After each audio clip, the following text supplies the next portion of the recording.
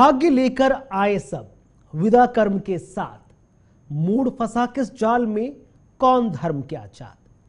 अति उत्तम यही कार्य करे शीघ्र ही आप, कर्म आज ही कीजिए बन ना पाइए भाव। अर्थात भाग्य लेकर सभी आते हैं इस धरती पर, लेकिन जीवन के अंत में कर्मों के आधार पर विश्लेषण होता है कि आप किस लोक का निवास करेंगे, किस ओर जाएंगे, साथ ही ये दुनिया आपको किस रूप में याद भी करेगी। इसीलिए बिना किसी देरी के हर एक फैसले पर लोहार की तरह मजबूत चोट मारिए, ताकि वो भी सोने की तरह चमक उठे। बड़ी बात यहां पर यह भी निकल कर आती है, ये तमाम चीजें बहुत आसान लगती हैं, लेकिन इनके पीछे एक रहस्य है, और जब तक ये बात कोई जान पाता है तभी उसकी छवि को वो और ज्यादा मजबूत कर पाता है। लेकिन एक छवि मजबूत जो होती है वो हमारे मस्तिष्क में तब उभरती है जब हमारे कार्य मजबूत होते हैं। और जब बात इन शब्दों की हो तो सबसे पहला चेहरा निकलकर सामने आता है हमारे भारत के माननीय श्री नरेंद्र मोदी जी का। साहस, वीरता, कौशलता, सर्वप्रेमी, ये कुछ ऐसे शब्द हैं जो उनके जीवन को अगर हम समझें तो अलंकार के रूप में इस्तेमाल होते हैं। और हो भी क्यों ना, पल पर लिए गए फैसले कुछ इसी तरह की बानगी भी बताते हैं। लेकिन आज हम लेकर आए कुंडली भाग्य 2024 का ये स्पेशल एपिसोड, जिसमें हम चर्चा करेंगे श्री नरेंद्र मोदी जी के प्रधानमंत्री रहते हुए अब तक के तमाम साहसी फैसलों की। जानेंगे कि ऐसा क्या है जो मोदी जी को इतना साहसी बनाता है, बहादुर बनाता है और हम सबके बीच लोकप्रिय के तौर पर उभार देता है। ऐसे हर एक सवाल का जवाब देने के लिए हमारे स्टूडियो में मौजूद हैं हमारी जानी पहचानी एस्ट्रो वास्तु एक्सपर्ट सैवी सिंह जी। सैवी जी, बहुत बहुत स्वागत आपका, बहुत बहुत शुक्रिया हमारे स्टूडियो में आने का। तो हर कोई ये कहता है कि कर्म करो, लेकिन कर्म कैसा हो, उसका हमारे असर कैसा होगा जीवन पर, क्या वो असर खुद भर के लिए होगा या हमारे निर्णय पूरे देश को प्रभावित करेंगे। इसके पीछे कुछ रहस्य जरूर छुपे होते हैं, और इसीलिए हम चाहेंगे कि आप प्रधानमंत्री नरेंद्र मोदी जी के उन तमाम बड़े साहसी फैसलों के पीछे के रहस्य को जाने, मूल मंत्रों को जाने। तो देर किस बात की, शुरुआत करते हैं और समझने की कोशिश करते हैं कि प्रधानमंत्री नरेंद्र मोदी के इन साहसी फैसलों के पीछे का रहस्य क्या है, ऐसा क्या है जो करिश्माई व्यक्तित्व को उनका धनी बना देता है। और सैवी जी, इससे पहले कि हर एक फैसले के पीछे का रहस्य हम जाने, सबसे पहले तमाम दर्शकों को बता दीजिए कि आखिरकार जब प्रधानमंत्री नरेंद्र मोदी के हम करिश्मा की बात करते, करिश्माई व्यक्तित्व की बात करते हैं, तो ऐसा क्या है जो 140 करोड़ लोग मोदी जी कुछ बोले एकदम डट के खड़े हो जाते। बिल्कुल, और ये तो हमने देखा ही है कि 140 करोड़ नहीं बल्कि विश्व भर में, दुनिया भर में हर कोई मोदी जी के गुणगान करता है, उनको बहुत ही मान सम्मान देता है, उन्हें बहुत चाहता है। और ऐसा हमें अक्सर इसीलिए देखने को मिलता है क्योंकि हमें इनकी लग्न की ओर एक नज़र डालनी चाहिए। इनका जो लग्न बनता है वो बहुत ही मजबूत है, वो मंगल लग्न की इनकी कुंडली बनती है, स्कॉर्पियो लग्न की इनकी कुंडली बनती है। और स्कॉर्पियो जिस प्लैनेट से गवर्न होते हैं, मार्स, वो खुद सेनापति प्लैनेट है, एक ऐसे प्लैनेट है जो खुद वीरता के प्रतीक हैं। इसीलिए हमेशा हमने यही देखा है कि प्रधानमंत्री मोदी जी जो भी फैसला लेते हैं वो बहुत सोच समझ कर लेते हैं और बहुत कॉन्फिडेंस से लेते हैं। जब व्यक्ति खुद कॉन्फिडेंस होता है तभी वो आप अपने सामने प्रस्तुत व्यक्तियों को खुद पर यह यकीन और विश्वास दिलवा सकता है कि जो फैसला मैं ले रहा हूं या लेने जा रहा हूं वो मेरी भलाई नहीं बल्कि आप सभी के हित के लिए, आप सभी की भलाई के लिए है। और हमने हमेशा यही देखा है कि ऑलवेज डाउन द रोड सब लोगों ने उनके हर निर्णय को समझा है, उसकी तारीफ करी है, उसकी प्रशंसा करी है और हमेशा उसे अच्छे से फॉलो किया है। तो उनको जो लोकप्रियता मिलती है वो इसी पर्सनैलिटी ट्रेट की वजह से मिलती है कि वो खुद में बहुत आत्मविश्वास रखते हैं, और जिस वजह से उनको कभी भी एक वो डुअल माइंडेडनेस कभी उनके किसी भी निर्णय में देखने को नहीं मिली, वो फिकल माइंडेडनेस कभी देखने को मिली नहीं, जिसकी वजह से प्रधानमंत्री के पद पर अभी तक वो हैं और बहुत ही उम्दा काम उन्होंने इतने लंबे समय तक इस ओहदे पर बैठ के किया है। ठीक है, आपने जिस तरह से चर्चा की कि प्रधानमंत्री नरेंद्र मोदी का हर एक फैसला अपने आप में कई रहस्य लेकर आता है, बड़ी बात आपने ये भी कही कि वो बहुत ज्यादा एकदम क्लियर हैं कि उन्हें क्या फैसला कब लेना है जी। और इसीलिए हम कुछ फैसले अब आपके सामने रखने जा रहे हैं ताकि आप तमाम दर्शकों को बताएं कि आखिरकार हर एक महत्वपूर्ण फैसले के पीछे का रहस्य क्या था। सबसे पहले स्क्रीन पर लाया जाए फैसला नंबर 1 जो प्रधानमंत्री नरेंद्र मोदी ने लिया था। तो फैसला नंबर 1, सर्जिकल स्ट्राइक, तारीख 28 से 29 सितंबर 2016 और उसका उद्देश्य पाक से उड़ी आतंकी हमले का बदला। तो पहला बड़ा महत्वपूर्ण फैसला आपकी टीवी स्क्रीन पर जो प्रधानमंत्री नरेंद्र मोदी ने लिया सितंबर 2016 में, और यह फैसला लेते ही पूरी दुनिया में कोहराम मच गया कि भारत ने महत्वपूर्ण कदम उठाते हुए सर्जिकल स्ट्राइक की। सेवी जी, पहला फैसला आपके सामने 2016 में और पाकिस्तान की काली करतूतों को बताने के लिए काफी था कि आखिरकार अब ये वो भारत नहीं है जो सालों पहले हुआ करता था। क्या आप जान पाएंगे? बिल्कुल। देखिए, जिस समय की आपने बात करी, जिस समय ये सर्जिकल स्ट्राइक हुई थी, तो सर्जिकल स्ट्राइक के लिए हम कुंडली के छठे भाव की ओर नजर डालते हैं। कुंडली का जो छठा भाव होता है वो ऐसे निर्णयों को दिखाता है जो डिफेंस से रिलेटेड हो, जो स्ट्राइक से रिलेटेड हो, किसी तरीके से एनिमीज को डिफीट करने के लिए हो, शत्रु हानि के लिए हो, और साथ में एक स्ट्रॉन्ग कंपटीशन को भी दर्शाता है। छठा भाव कंपटीशन का भी भाव है। और अगर हम मोदी जी की कुंडली की ओर नजर डालते हैं तो इस भाव का जो स्वामी है वो मंगल है, जो कि इनके लग्न का भी लॉर्ड है और इनके लग्न में ही बैठा हुआ है, जो इनको इस निर्णय को लेने के लिए और भी ज्यादा साहसी बनाता है। जब हम इस पर्टिकुलर डेट की ओर नजर डालते हैं और अगर हम उस दिन की दशा, उन दिनों की दशा की ओर नजर डालते हैं, तो उस समय जो इनकी दशा थी वो थी चंद्रमा में शनि में जुपिटर में मंगल। अब इसमें जो महत्वपूर्ण कॉम्बिनेशन है वो बनता है चंद्रमा का और मंगल का। मंगल सेनापति प्लैनेट है, चंद्रमा आपके माइंड को गवर्न करता है। दोनों ही प्लैनेट मोदी जी के लग्न के भाव में बैठे हुए हैं, जो कि इनको एक और अपर हैंड देते हैं, हमेशा इनके लग्न को मजबूत करते हैं, इनकी पर्सनालिटी को मजबूत करते हैं। और कोई भी महत्वपूर्ण निर्णय लेने के लिए उस भाव की दशा होनी चाहिए, लेकिन साथ के साथ व्यक्तिगत रूप पे एक व्यक्ति को बहुत ही ज्यादा कॉन्फिडेंट होना चाहिए कि क्योंकि ये एक बहुत ही बड़ा रिस्की जो ये स्ट्राइक थी वो थी अपने देश की सेना को इतने एक क्रूशल मिशन पर भेजना। और हमने हमेशा सुना है, हम जानते हैं कि जब भी कोई ऐसी क्रूशल एक्टिविटी हमारी सेना करती है तो हमेशा मोदी जी हर एक एक सेकंड की खबर रखते हैं, एक एक मिनट को वो बहुत बारीकी से मॉनिटर करते हैं कि उसमें क्या प्रोग्रेस हो रहा है। और इस स्ट्राइक में भी वही देखने को हमें मिला था। शुरुआत में हमें पता है कि ऑपोजिशन जो था वो सब इनके साथ में थे, सबने इनकी सराहना की कि ये बहुत ही इंपॉर्टेंट निर्णय था जो प्रधानमंत्री जी ने लिया।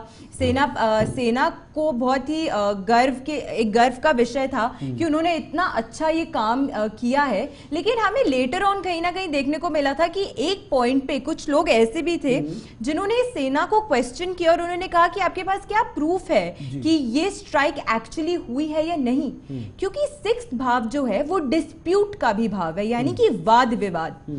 तो जो ये स्ट्राइक हुई थी उसमें बहुत ही बेहतरीन तरीके से काम किया हमारी सेना ने, क्योंकि हमारी जो दशाएं थी वो फेवरेबल थी हमारी कंट्री के लिए। लेकिन वहीं पर हमने एक वाद विवाद भी देखा, भले ही आगे चल के हर किसी ने उसकी निंदा करी कि क्यों आपने एक ऐसा प्रश्न किया जहां पे आप डायरेक्टली हमारी सेना को क्वेश्चन में ला रहे हैं, उनकी काबिलियत को, उनकी कैपेबिलिटीज को क्वेश्चन कर रहे हैं। लेकिन हमने देखा कि वो धीरे धीरे करके रिजॉल्व हो गया, बट कहीं ना कहीं वो वाद विवाद एक उठा था। बिल्कुल। तो ये था पहला बड़ा महत्वपूर्ण फैसला जो प्रधानमंत्री नरेंद्र मोदी ने लिया था। लेकिन अब वक्त है दूसरे बड़े महत्वपूर्ण फैसले का। आइए देखते हैं प्रधानमंत्री नरेंद्र मोदी के इस पद पर रहते हुए दूसरा बड़ा साहसी बड़ा कदम क्या उठाया गया। दूसरा बड़ा फैसला प्रधानमंत्री नरेंद्र मोदी का, नोटबंदी, तारीख 8 नवंबर 2016 और उसका उद्देश्य भ्रष्टाचार को समाप्त करना। भ्रष्टाचार एक ऐसा दीमक जो हिंदुस्तान को अंदर ही अंदर खाए जा रहा था, कहीं ना कहीं देश की तरक्की में ये एक बहुत बड़ी बाधा थी, जिसको जड़ से उखाड़ फेंकने का काम किया प्रधानमंत्री नरेंद्र मोदी ने। उनका दूसरा बड़ा साहसी फैसला, तारीख 8 नवंबर 2016।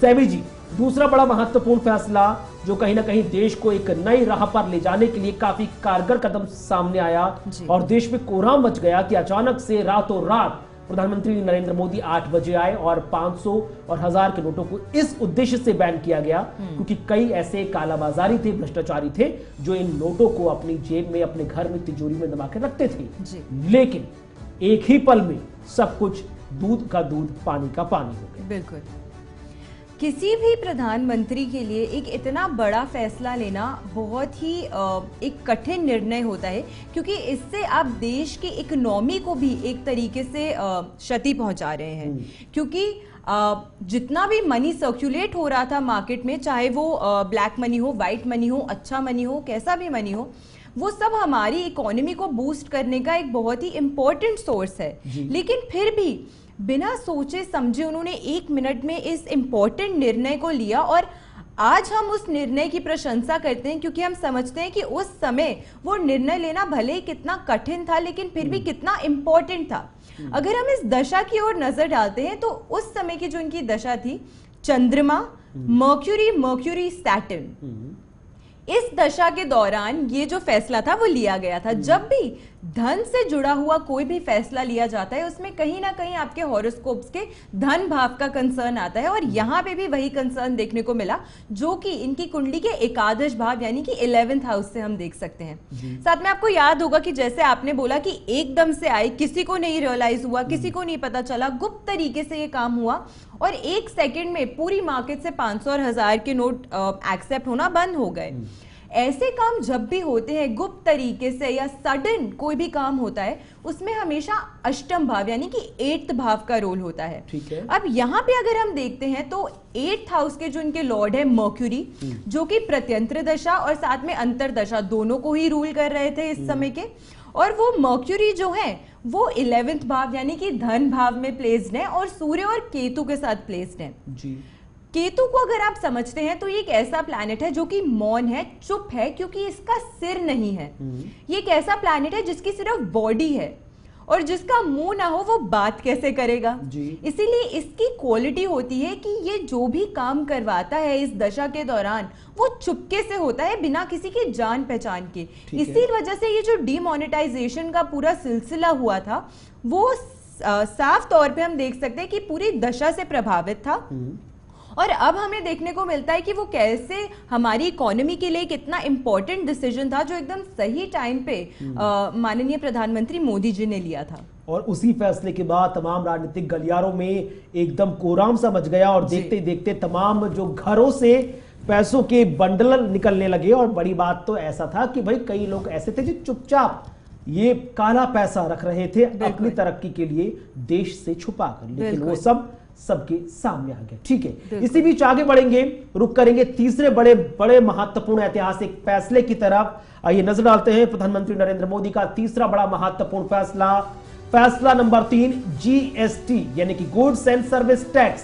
तारीख आपकी 30 जून मध्यरात्रि से 1 जुलाई के बीच, साल 2017, और उसका उद्देश्य देश भर में एक टैक्स सिस्टम लागू करना, क्योंकि देश के तमाम राज्य अलग अलग टैक्सिंग व्यवस्था से जूझ रहे थे। तमाम ग्राहक परेशान थे, तमाम विक्रेता परेशान थे कि हर एक स्टेट का अलग टैक्सेशन वैल्यू था। लिहाजा प्रधानमंत्री नरेंद्र मोदी ने अपने तमाम जो वित्त व्यवस्थाओं को समझने वाले मस्तिष्क थे उनसे एक फैसला लिया और व्यवस्था को जमीन पर उतारा। सेबी जी, तीसरा बड़ा महत्वपूर्ण फैसला जीएसटी का, जिसे 2017 में जुलाई को मध्यरात्रि को लागू किया गया, इसे आप कितना महत्वपूर्ण समझती? क्योंकि अक्सर लोग कंप्लेन करते थे कि एक ही प्रोडक्ट के दाम हर एक स्टेट में अलग अलग कैसे, और जब पता करते तो पता चलता था कि हर एक स्टेट के अलग टैक्सेशन वैल्यू है, उसी हिसाब से ये वैट वो वैट। लिहाजा इन तमाम चीजों को हटा के एक जीएसटी प्रोसीजर लाया गया। शुरुआत में दिक्कत हुई लेकिन उसके फायदे बहुत ज्यादा। जी देखिए, नई चेंज को एक्सेप्ट करना हमेशा मुश्किल होता है। हमारे खुद के घर में ही अगर एक छोटा सा चेंज हो जाता है तो उसको एडजस्ट करने में कितनी हमें मेहनत करनी पड़ती है, कितनी मुशक्कत करनी पड़ती है, कभी कभी थोड़े इरिटेट भी हो जाते हैं, बट लॉन्ग टर्म पे हम समझते हैं कि ये आगे जाके हमारे लिए बेनिफिशियल होगा। उसी तरीके से जब मोदी जी ने ये फैसला लिया था कि क्योंकि जो बिजनेस फैमिली से लोग आते हैं वो बेहतर समझ सकेंगे कि क्या समस्या उनको महसूस होती थी उस समय जब उन्हें एक ही गुड के लिए हर जगह अलग टैक्सेशन, अलग पॉलिसीज फॉलो करनी पड़ती थी।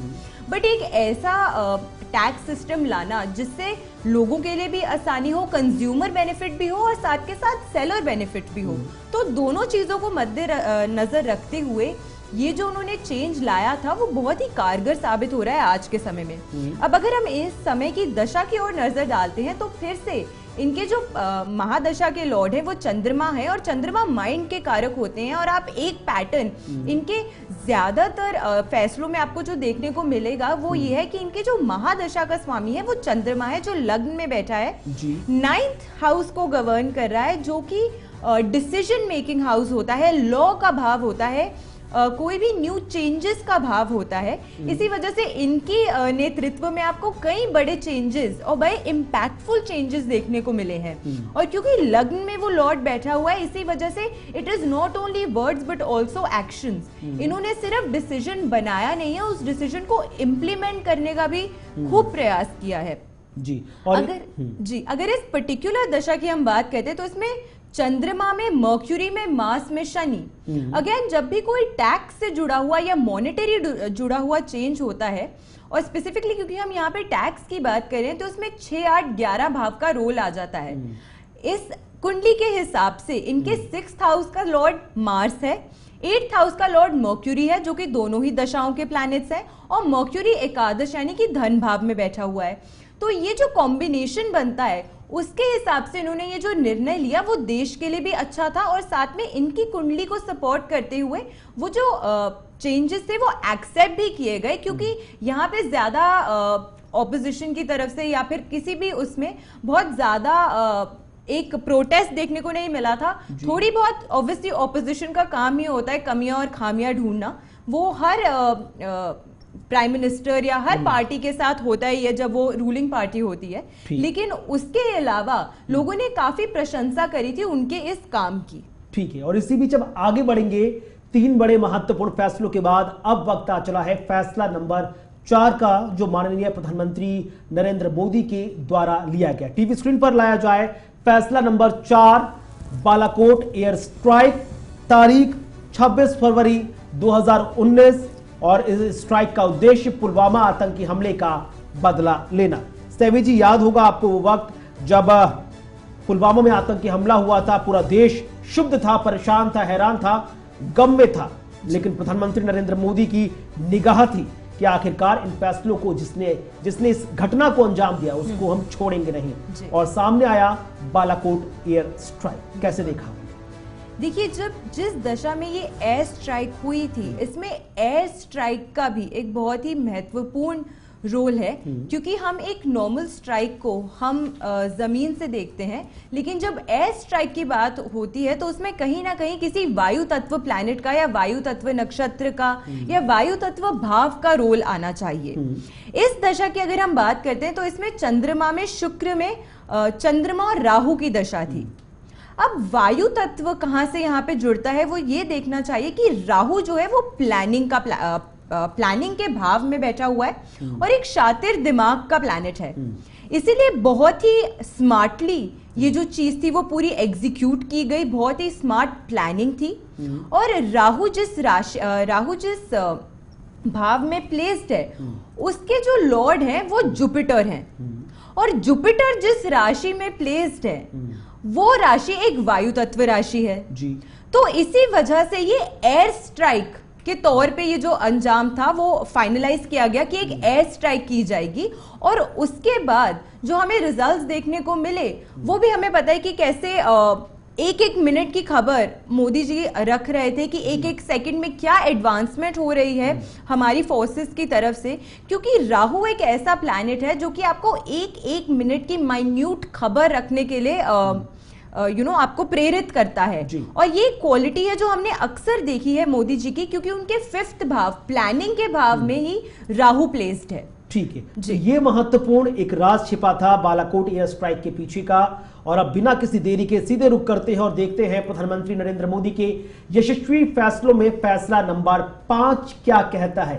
टीवी स्क्रीन पर लाया जाए फैसला नंबर 5, क्या कुछ कहता है फैसला नंबर 5? आर्टिकल 370 को उखाड़ के जड़ से फेंकना। तारीख थी 5 अगस्त 2019 और उद्देश्य जम्मू कश्मीर का भारत में पूर्णता विलय। क्योंकि लगातार हम देख रहे थे कि जितनी भी खुराफातें या आतंकी घटनाएं हो रही थी वो पाकिस्तान की तरफ से आ रही थी और लिहाजा काफी हद तक जो डिसॉल्यूशन का कारण था वो ये था कि इंडिपेंडेंट कई चीजें थी जो जम्मू कश्मीर को मिली थी, लिहाजा वो भारत के अन्य राज्यों से जुड़ नहीं पा रहा था। तरक्की चाहिए, प्रभुता चाहिए, विकास चाहिए, सब कुछ चाहिए तो आपको कई महत्वपूर्ण फैसले लेने पड़ते हैं। लिहाजा और सेबी जी जब वो तारीख आई 5 अगस्त 2019 की तो पूरा देश हैरान था कि एक साथ लोकसभा, राज्यसभा और राष्ट्रपति के पास ये फैसला रखा गया और धारा 370 को हटाकर फेंक दिया गया। बिल्कुल।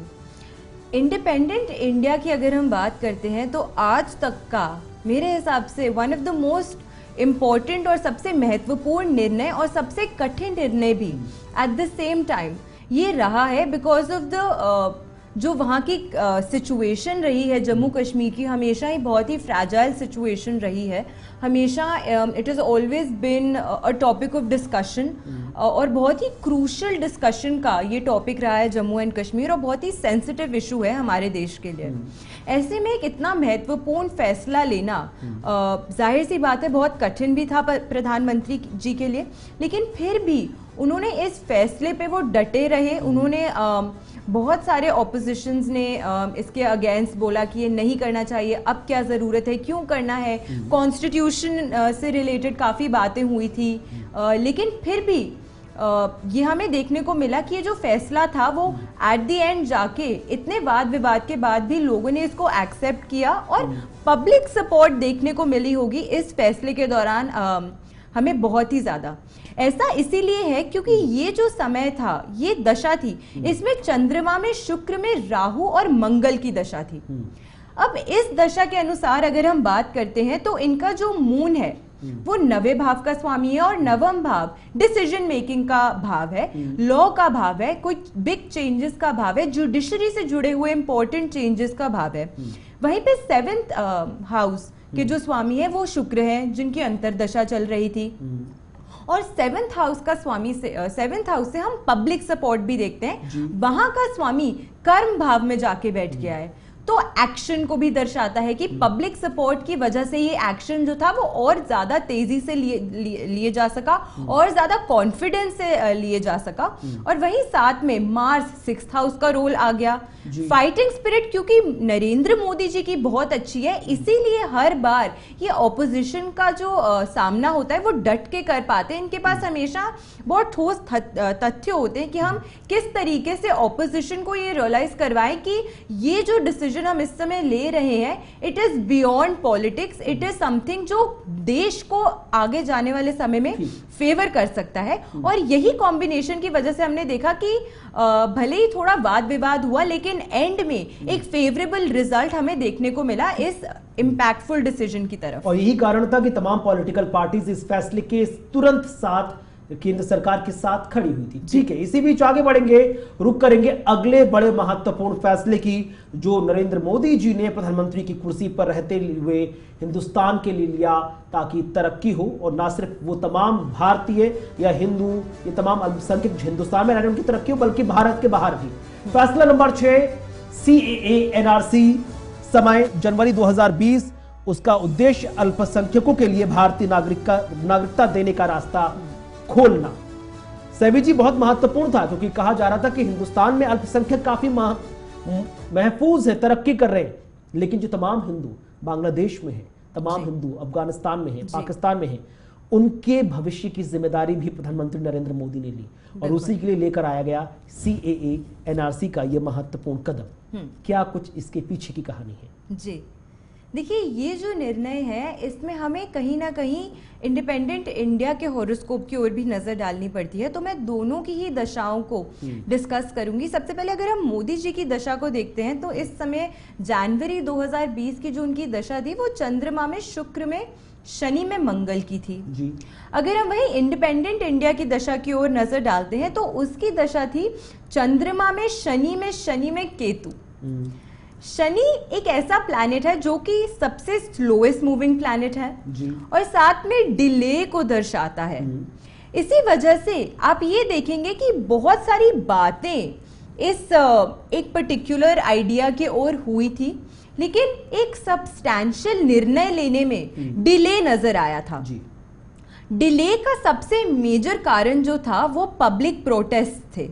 उस समय की जो स्थिति थी वो बहुत ही ज्यादा नाजुक थी और बहुत सारी जगहों पे, अलग अलग जगहों पे प्रदर्शन हो रहे थे इस पर्टिकुलर आर्टिकल के अगेंस्ट, क्योंकि शनि जो है वो जनता के भी कारक हैं, वो जनता को सीधा सीधा गवर्न करते हैं और इसी वजह से कहीं ना कहीं हमें डिले देखने को मिला था इस पर्टिकुलर जो ये निर्णय लेना चाहते थे और एक जो पर्टिकुलर निर्णय पे ये पहुंचना चाहते थे उस पर कोई बहुत सॉलिड चेंज नहीं आ पाया, सिर्फ इस दशा के कारण से। क्योंकि अगर हम इंडिया के हॉरोस्कोप की, इंडिपेंडेंट इंडिया की हॉरोस्कोप की ओर अगर नजर डालते हैं तो उसमें अधिकतर प्लैनेट्स जो इस दशा के दौरान, जो इस दशा को गवर्न कर रहे थे, वो थर्ड हाउस में प्लेस्ड है। और थर्ड हाउस एक ऐसा भाव होता है कुंडली का जो शॉर्ट टर्म को दर्शाता है और साथ के साथ ऐसे मुद्दों को हवा देता है जिसकी सिर्फ बातें हो पाती हैं, बट सब्सटैंशियल जो निर्णय लेने की बात आती है उसमें कहीं ना कहीं वो डिले करवाता है, देरी करवाता है।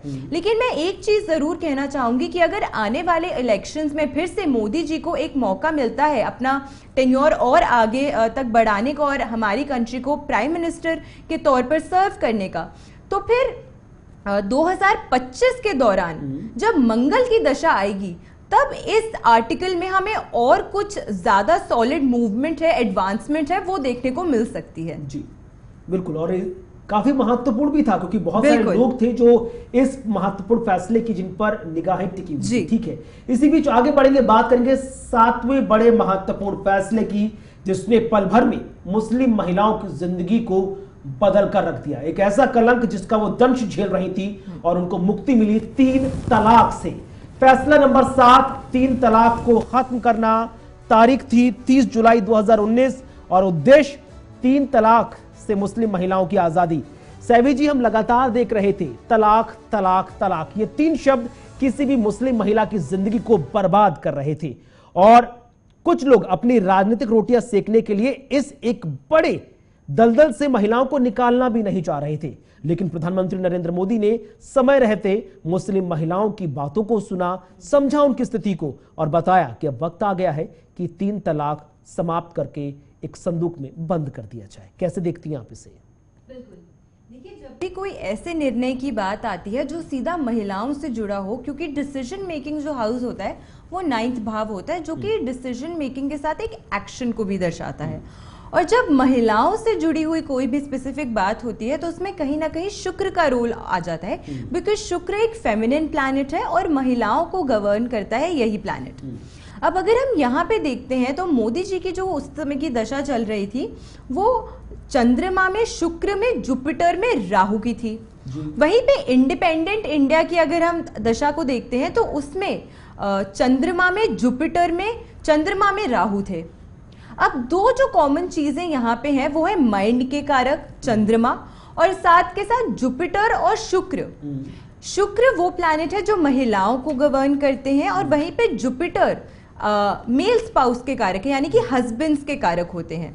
दोनों ही हॉरोस्कोप्स में इन 2 प्लैनेट्स की बहुत सॉलिड कॉम्बिनेशन बन रहा था, बहुत सॉलिड दशा थी और इसी वजह से ये जो तलाक का पूरा मुद्दा शुरू हुआ और फिर उसको एक सॉलिड एक्शन मिल सका, वो इसी दशा के दौरान इसी वजह से मिल सका। और फिर हमने देखा कि बहुत ही फेवरेबल भी ये जो था वो हुआ, क्योंकि सिर्फ एक आइडिया को आगे प्रेजेंट नहीं किया, इसको समर्थन भी मिला और सभी पार्टीज ने फिर आगे आके समझा उनके महिलाओं के दर्द को और जाना कि एक इतने महत्वपूर्ण निर्णय जहाँ पे आप अपनी पूरी लाइफ एक व्यक्ति के साथ स्पेंड कर रहे हैं, सिर्फ 3 शब्दों से अगर आप उस पूरे डिसीजन को एक तरीके से खत्म कर दें, एंड कर दें, तो ये एक बहुत ही वैलिड या एक बहुत ही समझदार तरीका नहीं है किसी भी रिलेशनशिप, इंपॉर्टेंट रिलेशनशिप को एंड करने का। ठीक है, तो ये तमाम बड़े 7 महत्वपूर्ण फैसले थे जो प्रधानमंत्री नरेंद्र मोदी ने अब तक लिए हैं और ना जाने अब ये ऐसे कौन से महत्वपूर्ण फैसले जो भविष्य के गर्भ में छिपे हुए हैं। तो इससे पहले कि सैवी जी हम कार्यक्रम का समापन करें, कुछ ऐसी चीजें जो भविष्य के गर्भ में छिपी है जो प्रधानमंत्री नरेंद्र मोदी के हाथों कुछ इशारा कर रही है, अगर आप ब्रीफ करना चाहें। जरूर। देखिए, अभी चर्चा में कुछ विषय थे स्पेसिफिकली जो चल रहे थे, जैसे कि कॉमन सिविल कोड का विषय हो या फिर one nation one election. In fact अभी जब इमीडिएट पार्लियामेंट कॉल किया गया था तब काफ़ी लोगों को उम्मीद थी कि वन नेशन वन इलेक्शन के मुद्दे पर कुछ बात हो सकती है, लेकिन वहाँ पर वुमेन रिप्रेजेंटेशन के बिल जो था उसको पास कराने की ही समय इतना ज़्यादा खिंच गया कि आई थिंक कोई और बात करने का उस समय उनको मौका ही नहीं मिल पाया। साथ के साथ एक बहुत ही सेंसिटिव इशू जो है हमारी कंट्री के लिए वो है कश्मीर का मुद्दा। तो ये कुछ खास बड़े निर्णय हैं, और अगर हम आगे चलते हुए देखते हैं तो फिलहाल 2024 के इलेक्शंस में अगर मोदी जी जीत जाते हैं तो 2025 के समय में जब मंगल की दशा आएगी, क्योंकि मंगल मोदी जी के 6th हाउस के और साथ में उनके लग्न के भी स्वामी हैं, जो कि उनको और ज़्यादा मजबूती देते हैं इन सभी मुद्दों के बारे में आगे बढ़ के आगे आने वाले समय में बात करने के लिए। तो दशा अनुसार अगर हम चलते हैं तो 2025 में ये कुछ बड़े निर्णय हैं जिनके ओर आने वाले समय में हमें दिखेगा कि कुछ ना कुछ वो अच्छा काम करते हुए नजर आ सकते हैं, और साथ के साथ ऐसे निर्णय ले सकते हैं जो देश के लिए बहुत ही ज्यादा महत्वपूर्ण हो, वाइटल हो, इम्पोर्टेंट हो और फेवरेबल भी हो। चलिए, उम्मीद करते हैं कि आने वाला समय भी भारत की तरक्की, भारत की संप्रभुता और भारत की अखंडता को लेकर बहुत कुछ चमत्कारी तौर पर हम सबके सामने लेकर आएंगे। बहुत बहुत शुक्रिया सैवी जी हमारे साथ इस कार्यक्रम में आने के लिए, तमाम महत्वपूर्ण पहलू पर विस्तार से तमाम दर्शकों तक ये जानकारी साझा करने के लिए। और अब वक्त आपसे विदा लेने का, लेकिन फिर उस वादे के साथ कि फिर हाजिर होंगे ठीक इस समय इसी दिन कुछ और बड़े खास साहसी फैसलों के साथ, किसी और राजनीतिक व्यक्ति की कुंडली को टटोलेंगे और भविष्य के गर्भ में जो छिपे राज हैं उन सबको आपके सामने रखेंगे। तब तक के लिए हम दोनों को दीजिए इजाजत। नमस्कार।